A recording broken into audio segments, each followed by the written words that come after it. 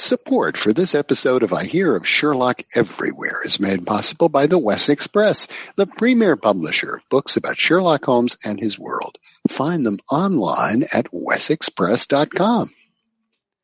I Hear of Sherlock Everywhere, episode 175, Building an Archive. I hear of Sherlock everywhere since you became a chronicler. In a world where it's always 1895, comes I Hear of Sherlock Everywhere, a podcast for devotees of Mr. Sherlock Holmes, the world's first unofficial consulting detective. I've heard of you before. You're Holmes the meddler, Holmes the busybody, Holmes the Scotland Yard Jack in office. The game's afoot as we discuss goings-on in the world of Sherlock Holmes enthusiasts, the Baker Street irregulars, and popular culture related to the great detective. As we go to press, sensational developments have been reported. So join your hosts, Scott Monty and Burt Wolder, as they talk about what's new in the world of Sherlock Holmes.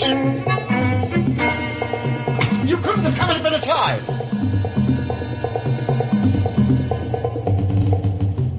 Well, hello. Welcome once again to I Hear of Sherlock Everywhere, the first podcast for Sherlock Holmes devotees where it's always 1895. I'm Scott Monty. I'm Burt Wolder. And this is the live version, not the archival version of myself. What about you, Burt? Oh, I'm completely restored. I have a new binding and new end papers. And wait a minute, if I get up, you'll be able to see them. Wow. So had you cracked your spine before? Is that what happened? Oh, no, it's just shelfware. Oh, well, my dust jacket is going. So it's chipped in a number of places. You know, I enjoy wearing my dust jacket, but it always makes me sneeze. Well, if you would like to get the show notes for this episode, they are available at ihose.co/ihose175, which corresponds to the appropriate page on ihearofsherlock.com. There you can leave us a comment. You can get in touch with us in all of our social networking guises, Facebook, Twitter, Instagram. We are I Hear of Sherlock in all of those places. You can email us, comment at ihearofsherlock.com.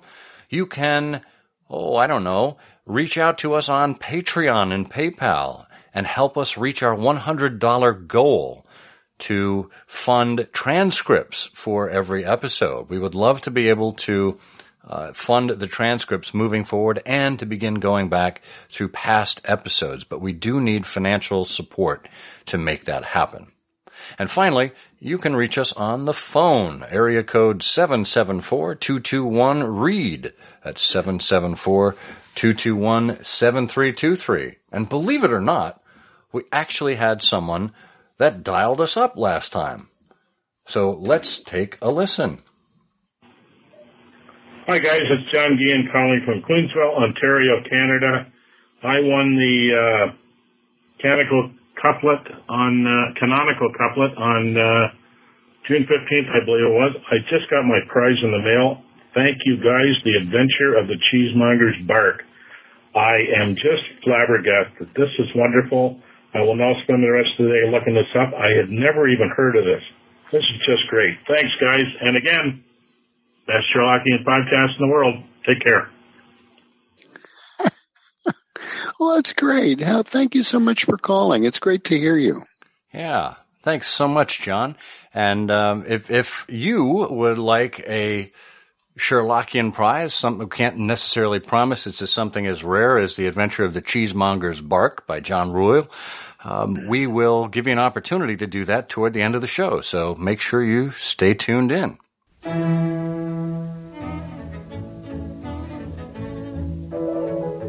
And right now, we are pleased to welcome Glen Miranker and Ross Davies, both members of the Baker Street Irregulars, to talk with us about an upcoming symposium and exhibition. So let's get to it.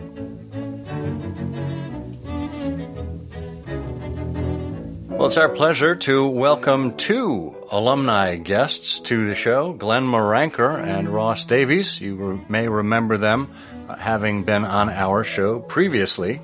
I think most recently Ross joined us on episode 137, talking about boxes from royalty. We talked about some of those gift boxes that soldiers might receive in World War II and, World War I. And Glen has been with us, I want to say three shows, somewhere around there, Glen. You're really an old hand at this point. I can't help you because I don't keep track. I just remember them all fondly.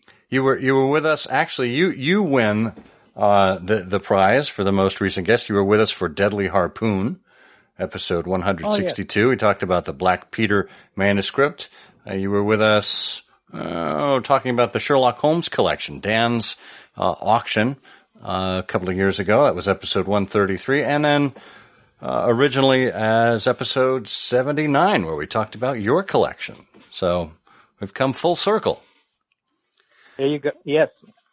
Well, the reason I'm always pleased to talk to you, you and Mr. Walder. Excellent. Yes, we should be putting out a Miranker boxed set. Just call my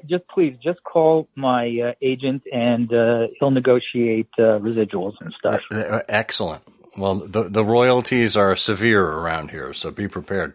I know we've created playlists on SoundCloud and Spotify for our Trifles podcast. We could probably do the same with groups of interviews here, no question. Well, let's talk a little bit about why we're here. There is an event coming up in November, first full weekend in November, I believe, the 8th through the 10th of November in Indiana, specifically at the University of Indiana at Bloomington, and it's called Building an Archive, a celebration of the arrival of the BSI Archive at the Lilly Library. So why don't we back up a little bit and first inform people about the Lilly Library. What is it, and why should we care? Well, the Lilly Library is one of the great reference libraries, not only in the United States, but on this planet. And it was assembled, funded by Richard. Let me double check the name now. Not Eli Lilly. Eli Lilly was the father of the fellow who built the library, and also a substantial funder of IU. But his son was a unrivaled collector of books. He was methodical. He was academic. He assembled enormous information about the items he found, where they were found, why they were important. And the Lilly Library was built on the shoulders, so to speak, of his collection and his collection passion and his collection skill. Well, I guess that goes to show there's great money in drugs. Yes, even before opioids. And if I may add, correct me if I'm wrong on this, Glenn, but one of the things that Lilly was renowned for, even among collectors, was his commitment to the collector's commitment to condition. He not only collected great works, but he collected the finest available versions of those great works. So to the extent that a book is, yes, in part it's the text that is in the book, but it is also a work of art and sometimes a historical artifact. His collection was filled with the best of the work of art and the artifact aspects of these things as well. No, you're absolutely right, and a point that I like to make is that not obviously or ironically, I don't know what to call it. The text in a book is very rarely what makes it interesting. It is true as a collectible, as an artifact. There are some important counterexamples to that, like the Shakespeare folios, where one book is not like the other. The publishers and printers took liberties with the source material. But by and large, what makes a book interesting is all the things about a book that are the result of it being an artifact that was created by a community. We shouldn't forget that authors don't write books and printers don't print books. Authors write manuscripts or typescripts or Word files. And there's a large community between that initial collection of ideas, that initial synthesis of ideas. There's a large group there's a whole ecosystem between those words and what eventually ends up in the reader's hands. And so there's an unbelievably long-winded way of saying that having examples of an artifact that are extraordinary in relevant ways, such as conditions, such as provenance, who owned them, who studied the books, is absolutely critical. And Lilly absolutely understood this. Well, quick look at the library's website. 450,000 books, 8.5 million manuscripts, 60,000 comic books, 16,000 mini books, 35,000 puzzles, and 150,000 pieces of sheet music. That is quite the collection. And I'll tell you what, I bet that books and works about Sherlock Holmes fit into every one of those categories, unequivocally. Well, without a doubt. And by the way, J.K. Lilly, one of the books you'll have the opportunity to see, had several classic Sherlockian books inscribed to him by some of the, shall we say, founding fathers of BSI. But I'm not going to say any more than that. You'll have to go to the exhibition to see them. Oh, I see what you're doing there. Yes, it's not the last time you've heard that line. Actually, I must say, who knows where my expectations came from or exactly what they were. But as I was reviewing materials for the exhibition, when I came across these books that had been owned by Mr. Lilly Jr. and they had more than a casual connection to the Baker Street Irregulars, I was delighted and dumbfounded at the same time. Mm. Well, and that's a frequent condition for me, so I can understand why that's appealing.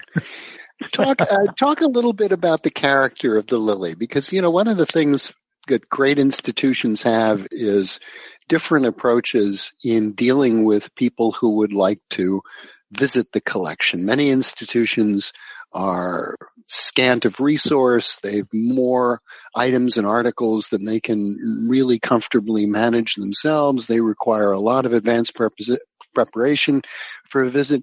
But Lilly has struck me in my visit there last year as being extraordinarily friendly and welcoming and open. Can you talk a little bit about, the character of Lilly? Maybe I could start with an anecdote from the Sherlockians' visit to the Lilly last summer as part of Gillette to Brett, Steve Doyle and Mark Gagan's event last summer. The Lilly had an exhibition set up just for us, a smaller scale exhibition, and not purely Sherlockian then. But it was very nice, very well arranged. And one of the books on display was the copy of the first volume of U.S. statutes, laws passed by the United States Congress, given to Thomas Jefferson, then Secretary of State, by George Washington, then President of the United States. And in my spare time, when I'm not entangled with Sherlock Holmes, I'm a lawyer. And this volume had a couple of interesting features of the very sort that Glenn was talking about, things that are not about the text. They're about the work that is the final created published work and how it had been marked in by Thomas Jefferson. And I said to one of the Lilly folks, I would be grateful for an image or permission to snap a quick photo of just this one page of this book. And this Lilly assistant librarian said, why don't you let me take care of that for you, and I'll get back to you in a few days. And I said, thank you. And I expect, in a few days I'd get a form that I would fill out requesting that a document be provided to me at some point. And instead what I got was a link to a high resolution scan of the entire book. Wow. And I think that speaks to A, the resources they have, wow. and B, how they deploy those resources, which is they love working with people who love what they have. And it was for a legal scholar, it was pretty close to a tear-jerking experience. You don't get treated that way, particularly by people who don't know you. It's no LexisNexis. The institutions, at least superficially like the Lilly, that is, they have large and, in some reasonable sense, spectacular collections of books and archives and so forth. In my view, all of them fall someplace on this spectrum, that on the good side is a library and on the bad side is a book museum. And by book museum, I mean an institution which has these things, and their mission in life is to preserve them for all time at the cost of anything. And a library is a place which celebrates the books, makes their content, their importance readily and fairly easily available. I won't speak about book museums because it's uncharitable, but I will say that my two favorite places, my two favorite examples of what I consider, exemplary libraries are the Lilly and the Ransom Library in Texas. They both, use their collections for the benefit of people. And if you have the need for their assistance or their materials, they cannot do enough to be helpful. Back on episode 53, we talked with Tom Francis, who was then the chair of the BSI Trust, about the establishment of the trust and it then being housed at the Houghton Library at Harvard.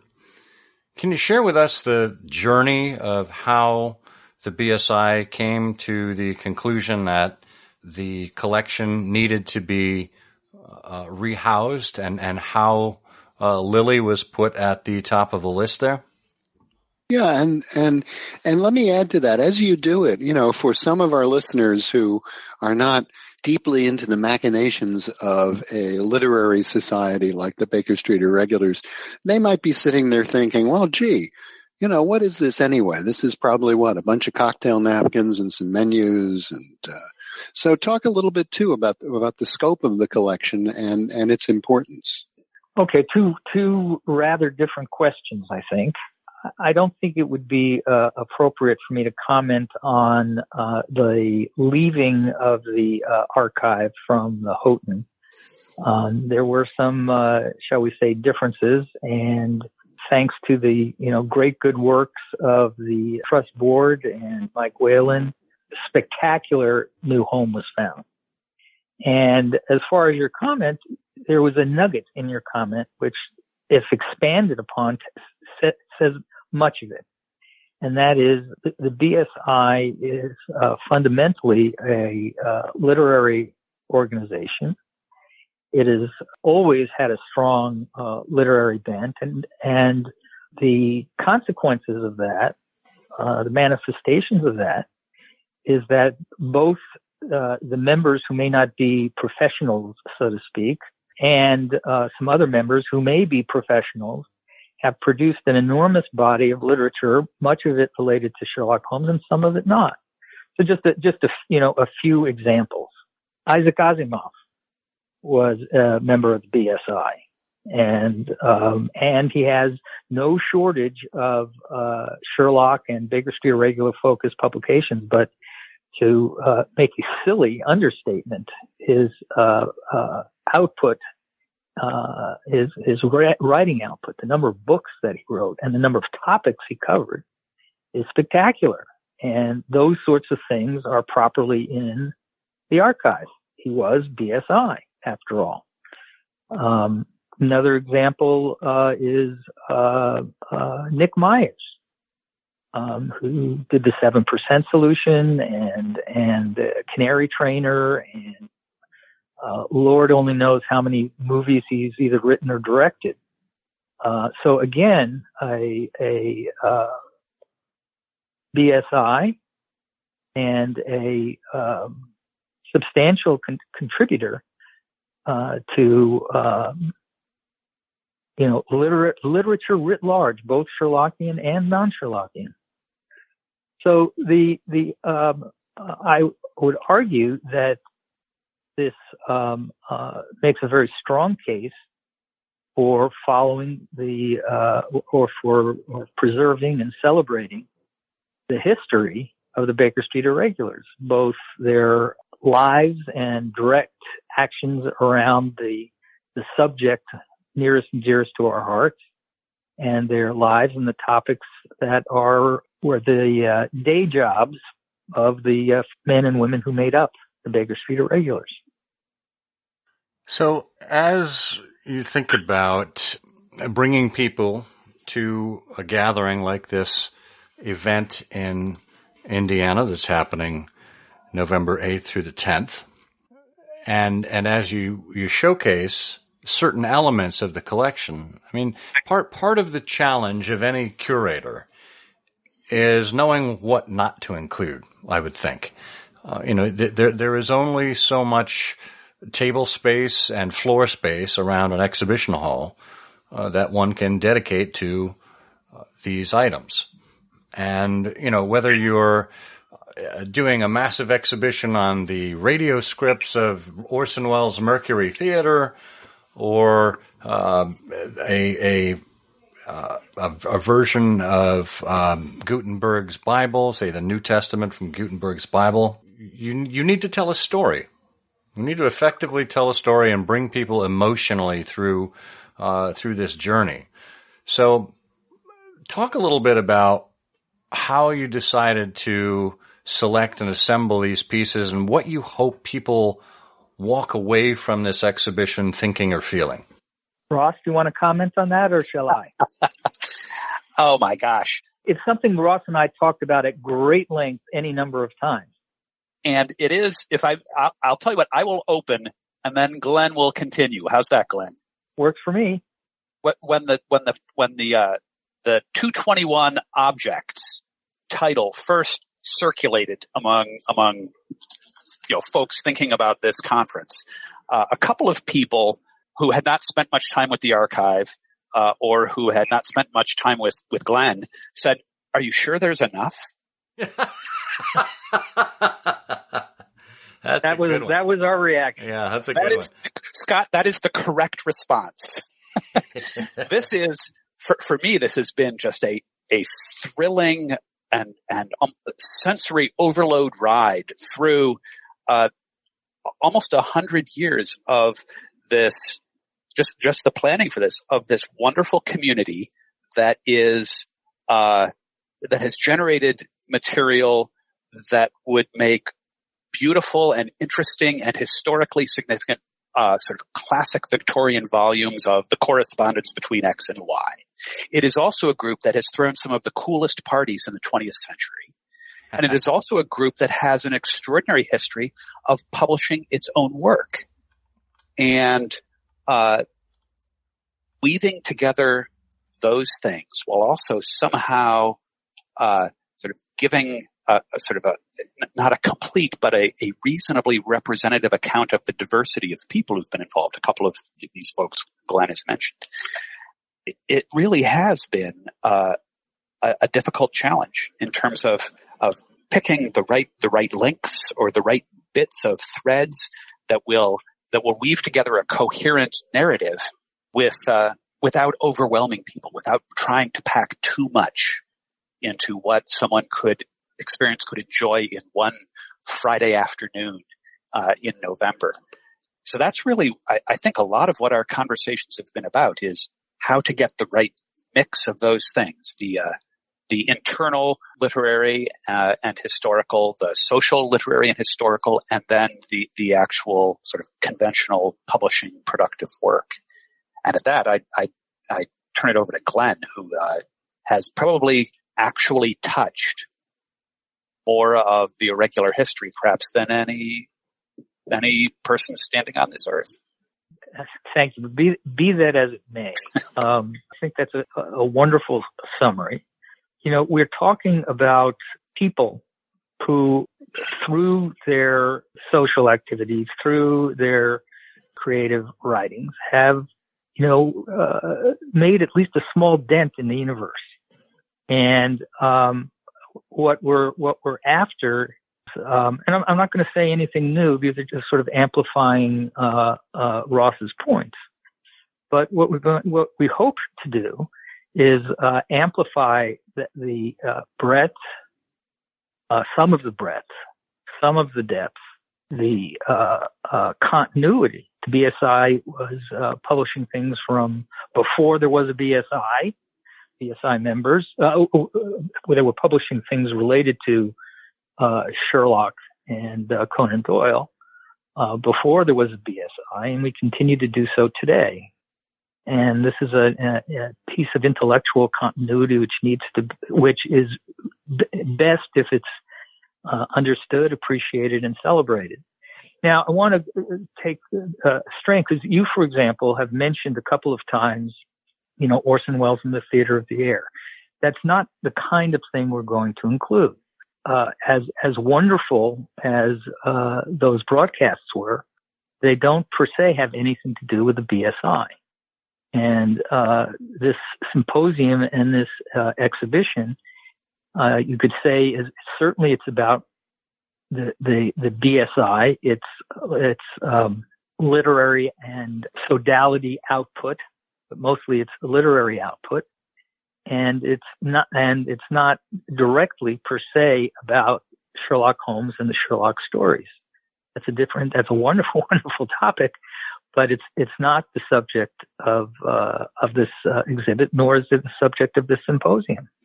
Yeah, and I think that has been a discerning factor of the BSI archive for quite a while. When the archive and trust first landed at the Houghton Library, people said, well, why didn't it go to Minneapolis? We just had the big conference that the Norwegian explorers put on earlier this month at the University of Minnesota libraries. Of course, the Sherlock Holmes collections bounded, quite fully by John Bennett Shaw's own collection and has grown certainly since then. That's what University of Minnesota is known for. People say, well, why when you moved from Houghton didn't you go to the University of Minnesota? Well, it's because the BSI archive is not just about Sherlock Holmes. It's specific to the BSI and the BSI's origin stories and growth as a literary society, its publishing empires, its events, etc. Everything we see happening now with the organization that is almost a throwback to the entire history of the organization. It's being expressed now. And I think having a unique and singular home for the BSI Trust makes a great deal of sense in that perspective. I mean, certainly Minneapolis is an absolutely spectacular institution, and its Sherlockian bona fides are second to none. You could argue about some that may be equal, but none that are better. But how could you possibly do better than the Lilly? The enthusiasm with which we've been met, greeted, continue to be met and greeted, and excellence in terms of scholarship and archival knowledge is not exceeded anywhere. And the other thing, which since we're talking about you mentioned John Bennett Shaw, turns out there are an interesting number of rather high-profile Indianans, even Indianapolis Indianans, throughout BSI history. I will only mention two. Elmer Davis and Walter Kleinfelter. No more. That's already a spoiler, but there is more. So it's not as if there is none or only a casual connection between the BSI and Sherlock and the Lilly. But that's one of the things we trust people will come away with when they view the exhibit and listen to some of the presentations.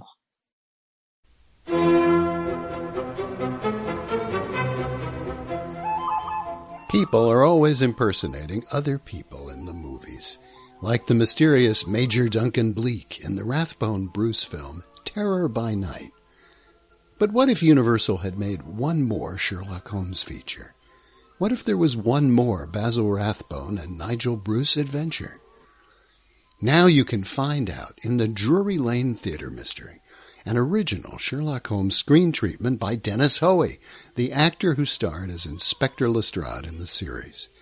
Discovered in a forgotten cache of old Hollywood photographs and studio documents comes this previously unknown screen treatment, a backstage mystery set in London's famous Drury Lane Theatre.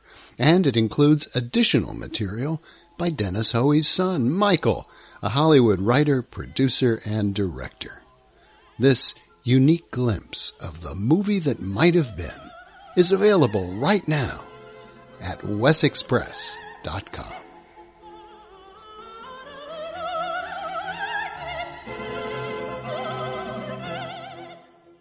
Well, it's interesting for, those of our listeners who, might not have been to exhibitions like this. I mean, I just think back on things I've happened to see over the last few years. The Rosenbach in Philadelphia Ed Pettit at the Rosenbach did a lovely exhibition of Dracula. I can't remember the anniversary. Maybe it was 100th anniversary of, no, it had to be more than 100 years of publication. Anyway, it was an opportunity to see Victorian Gothic broadsheets from the era, notes by Bram Stoker as he was writing the story, reviews, just a wonderful collection of artifacts about this particular masterpiece of Gothic literature.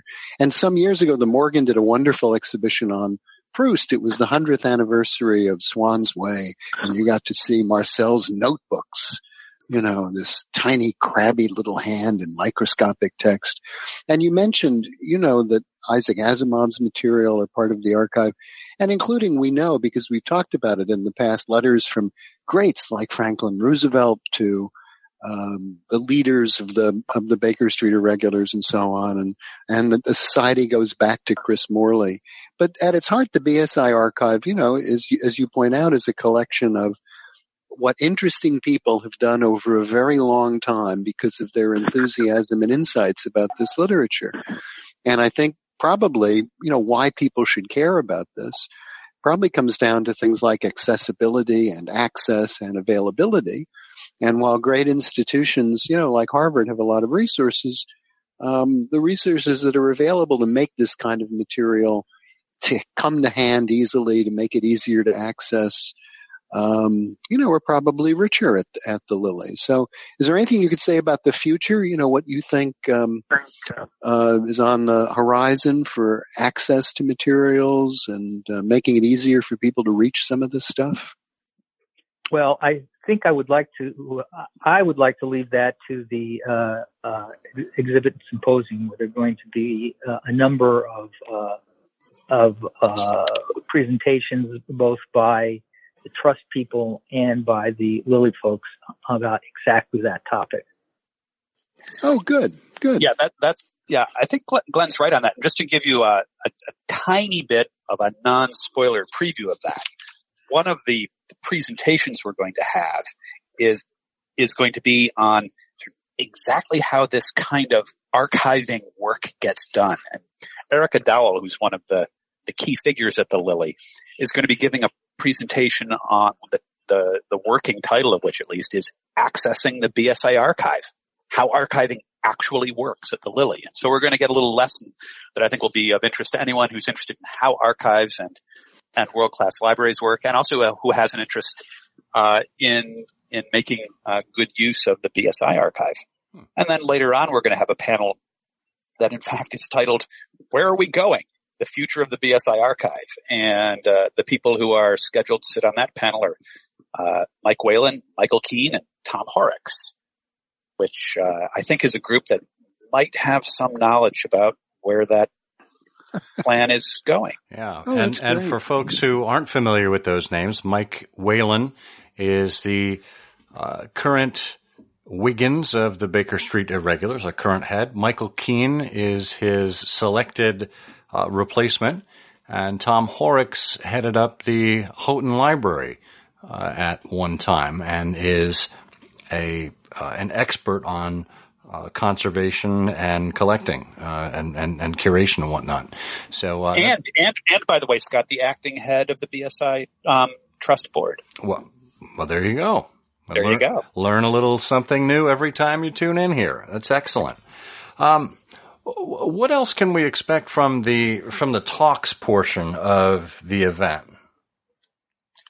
Would you like me to start with what is may well be the most wildly entertaining panel? Please.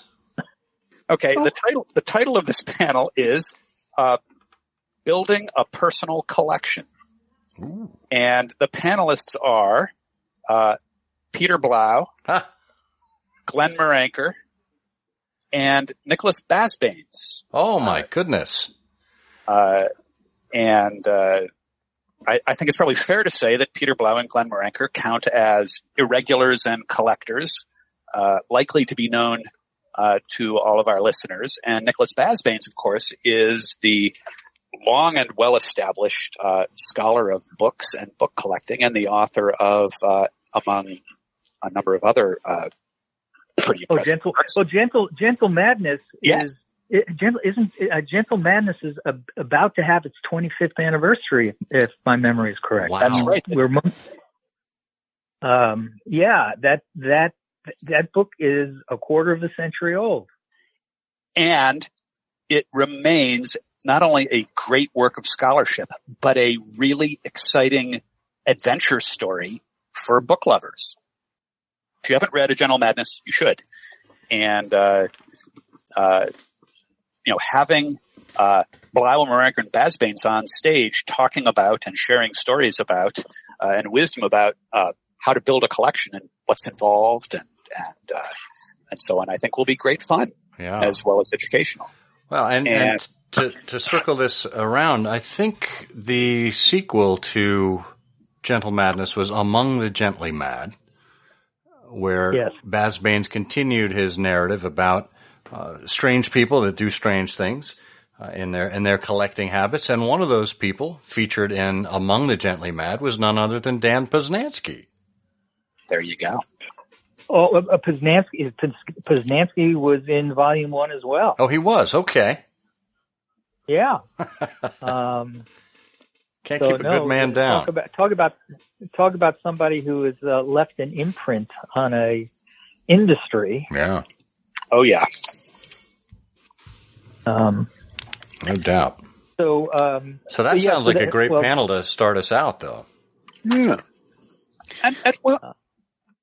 Well, speaking of imprints, I suppose it's too much to hope for, but there can't possibly be any new publications or things that people could get if they attend the exhibition, are there? Oh, that's a real reach, Bert. I guess we'll have to satisfy you with a new BSI Press book by Linda and Terry I suppose. Why don't we, Ross? Why don't we do that since Bert brought it up? We should have thought of that. We should have thought of that ourselves. Darn it! Darn it! So, well, we'll have to hurry up and get that done. Linda and Terry do have a new book coming out that is, conveniently enough, a work of historical scholarship that focuses on the lives and accomplishments of early irregulars, and that uses the resources of the BSI archive and numerous other archives.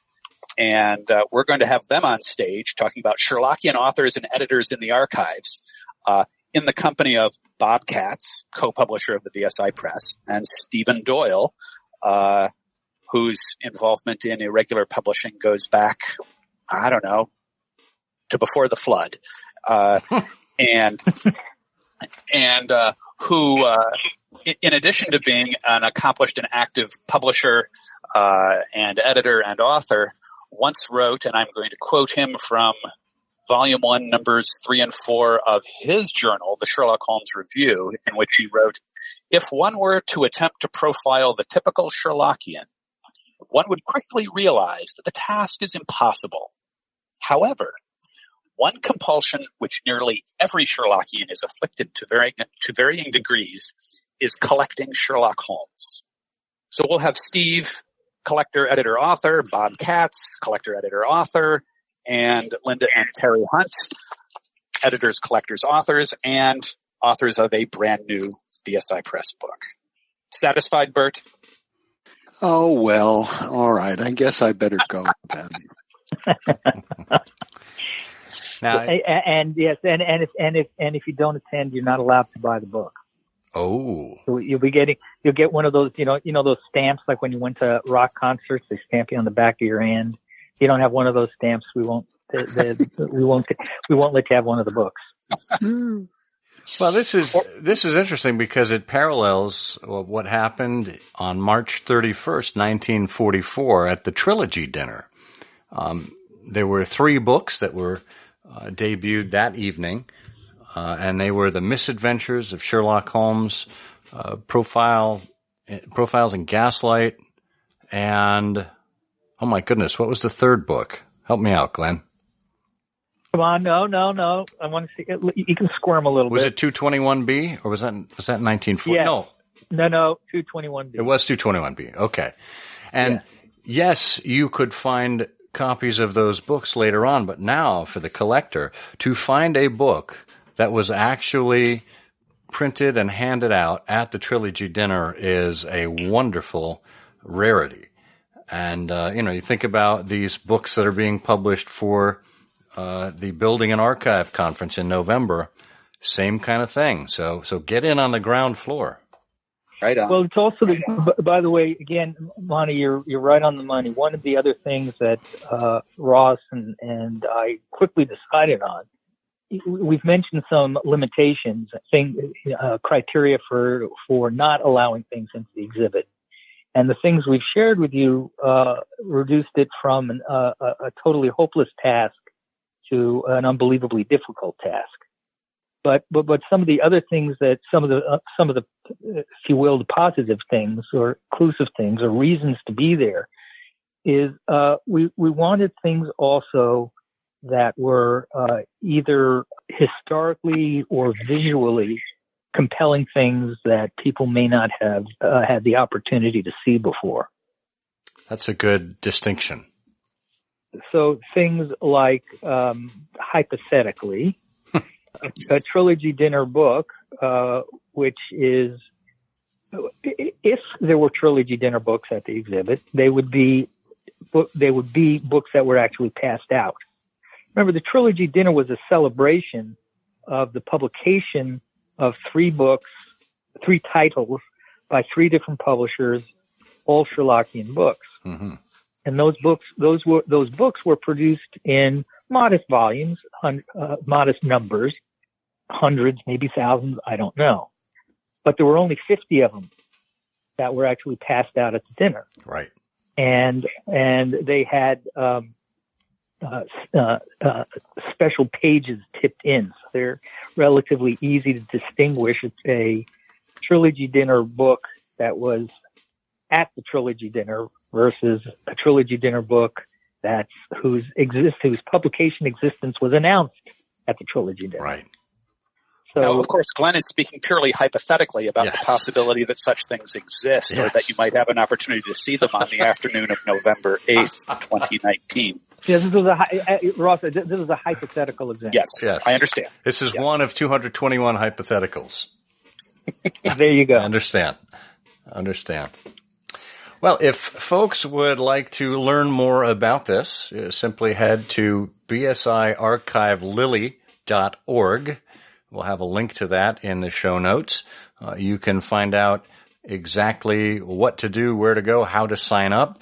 You can sign up for the News from the BSI, which is a new email service that the BSI is putting together. It's available to anyone, not just members of the BSI, and it is designed to update you on things like this, events that come due, new publications, etc. So that is your direct lifeline into the BSI and its activities. Glenn, Ross, any final thoughts before we close out the show? I think people will find it extremely rewarding to in person view the exhibit and also benefit from the symposium associated with the opening of the exhibit. I know we have some interesting speakers, and overall the tenor of the symposium is going to be fairly open and questions welcome and discussion welcome. Right on. Excellent. Well, gentlemen, as always, thank you for spending some valuable time with us and being as informative and entertaining as you possibly can be. Thanks, Scott. Thanks, Bert. Oh, thank you. Scott, Bert, thank you very much. It was a blast again. Yes, indeed.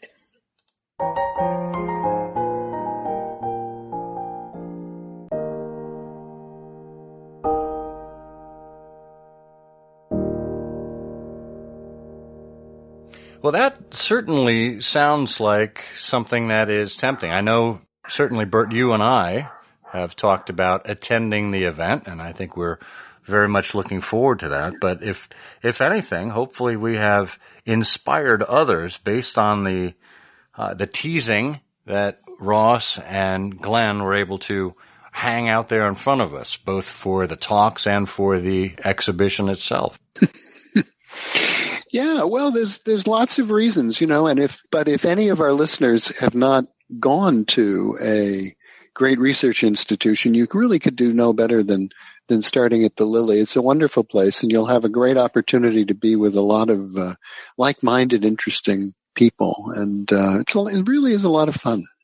Yeah, it really is. I mean, that was my first foray to the Lilly when we were at the Gillette to Brett conference, and it's a rather imposing building. It looks a lot like Fort Knox from the outside, and rightfully so. I mean, there are treasures to be guarded inside, and the facility itself, the spaces where the exhibitions take place, there really isn't that much to it.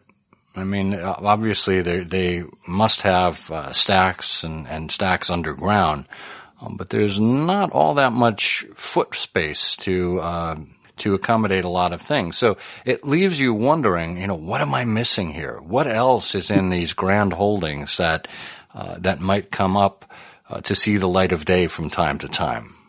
Well, I thought about that when I was there the last time, and I suggested that it just might be easier for everybody if they just gave me a key. And, nobody wanted to do that. Well, it's funny because I recently read an article that Rebecca Romney shared in her newsletter. She talks about rare books and things related to the book industry. And one of those articles wondered about what the future of history looks like. And in particular, that they were looking at archivists and their role as we are producing more and more electronic information. How do we retain this? And then how do we make it clear as to what exists and how to display it? And that is certainly a conundrum that many of these educational institutions are going to have to grapple with, particularly with archiving and library science and whatnot. But it also makes me wonder about the future of exhibitions. Could the BSI someday do a virtual exhibition? Maybe we could do a version someday that has augmented reality, so you hold up your phone and, you look at the BSI menu from 1940. Well, maybe there's a pop-up there or a video that plays or, something else that augments what it is that you're seeing there. Or if you're doing it at home, with virtual reality, being able to step through, into a BSI photo. What if they could 3-dimensionalize a BSI photo and you could walk among the members in the photograph? I think the possibilities of archiving in the future and exhibitions in the future are endless. Oh, yeah. Well, I love all of that. Well, yeah, clearly, with technology, increased bandwidth, miniaturization, more powerful computers, more efficient battery. I mean, all of that, all of those trends are very much aligned with that. It's a great suggestion. I'm sure that future generations will find that will be puzzled. They will say, well, now, wait a minute. Do you mean to tell me there was a time when you had to get in a car or drive or get on a plane and actually go to, what was the point of that? Why did you need to go to the library? Right. And as usual with technological achievements, the BSI will be the last to get there. Now, look, I mean, and maybe this is just a rumor, but I've heard that we're about to retire the mimeograph machine. and look, everything in its time. Well, what am I going to sniff now?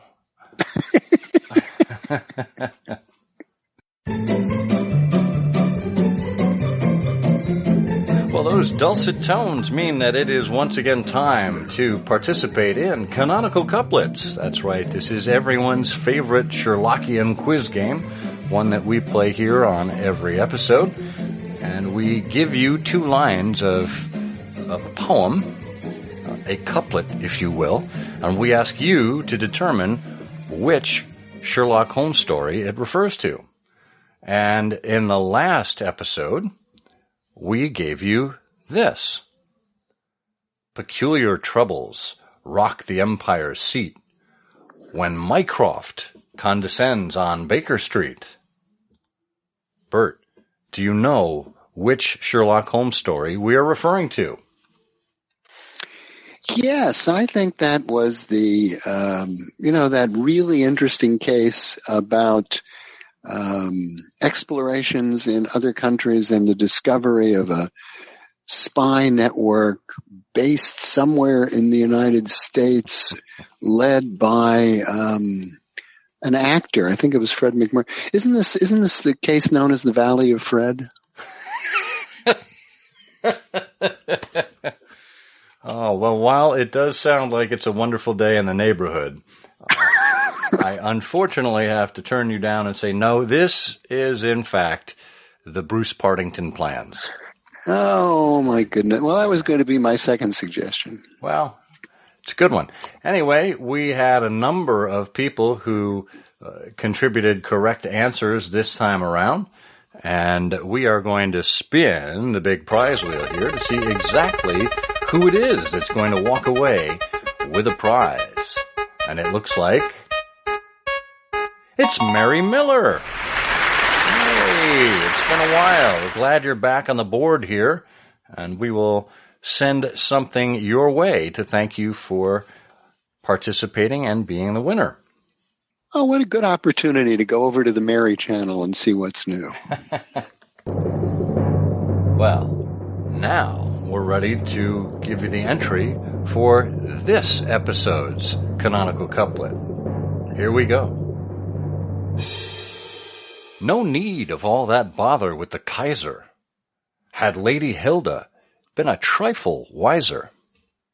If you think you know the answer to this canonical couplet, jot it down in an email. Put the subject Canonical Couplet in the subject line. Email it to comment@ihearofsherlock.com. And if you are among the lucky winners, we will select you for a prize. Good luck. All right. Well, here we are once again. Well, we've got some interesting shows coming up in the next few weeks, Bert, the next couplet of episodes. I won't give anything away right now, but let's just say we are going to be tickled with our guests. Well, that just puts me in mind of Vincent Price, but that was the Tingler, not the Tickler. As long as it wasn't the Tinkler. But it's good to have something to look forward to. Yes, indeed. Well, you folks have this to look forward to, the end of the episode. So, I am the forward-looking Scott Monty. And I'm looking backwards again to no effect. I'm Bert Wolder. And together, we say the game's of afoot. The game's afoot. I'm afraid that in the pleasure of this conversation, I am neglecting business of importance, which awaits me elsewhere. Thank you for listening. Please be sure to join us again for the next episode of I Hear of Sherlock Everywhere, the first podcast dedicated to Sherlock Holmes. Goodbye, and good luck, and believe me to be, my dear fellow, very sincerely yours, Sherlock Holmes.